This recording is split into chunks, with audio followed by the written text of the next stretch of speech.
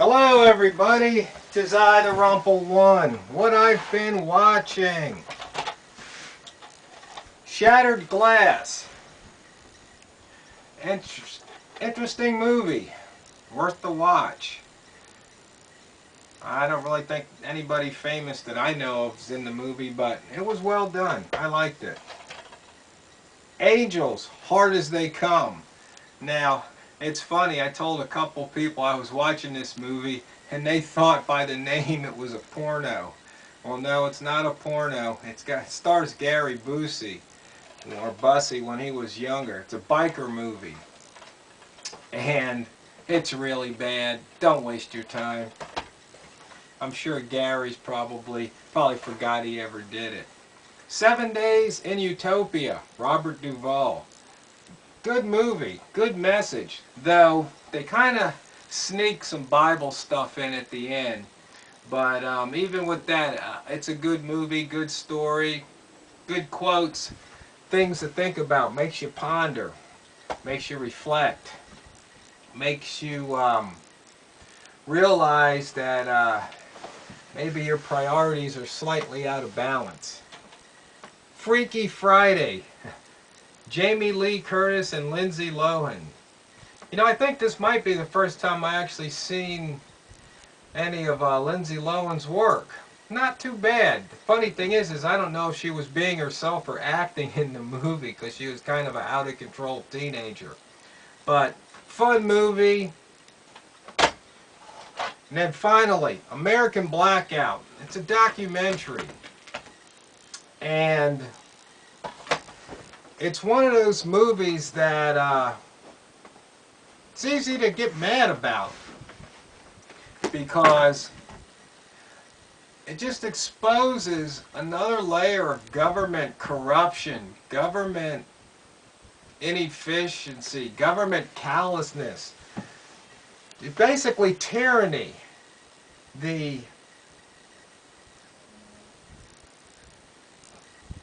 I don't even know how to put it exactly. It's just one of those things that it's infuriating. In fact, there was something that I learned about the Florida election that I didn't know. I mean, we all heard the story about the hanging chads. And I don't think the mainstream media picked up on this other one, but basically what happened was Florida hired a company to match up the voting roll with a list of felons. And of course, if you're a felon, you've lost your rights as a citizen, so you don't get to vote. Well, for some strange reason, they were using basically the old theory, you know, what was it? Close only counts in hand grenades and horseshoes.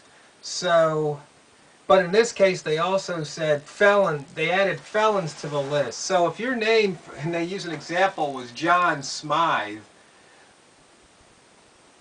but a felon was named like J.C. Smith, that was close enough. So you were considered a felon and your name was taken off the record. So there's a lot of people that didn't get to vote. And it just so happened that they were Democrats. And they go on to show a couple other things like this. Like, same thing pretty much happened in Ohio, where they had all these voting machines that I guess were sitting in the warehouse instead of out where they belong. So in certain districts, basically Democratic districts, the voting machines weren't there, so there was these long lines and some people just didn't get to vote. And basically what it does is it just exposes the freedom theater in America.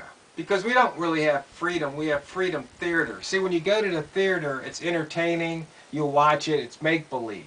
And that's kind of what freedom here is. In fact, I think later today I have to go into town in the Mayberry. I'm going to shoot a video and I'm going to just be there, and I'm just going to show you all the things, how nice it looks, but it's basically Freedom Theater, because nothing you do. I mean, me sitting on this property is Freedom Theater, because if I don't pay the taxes, they're going to take the property away.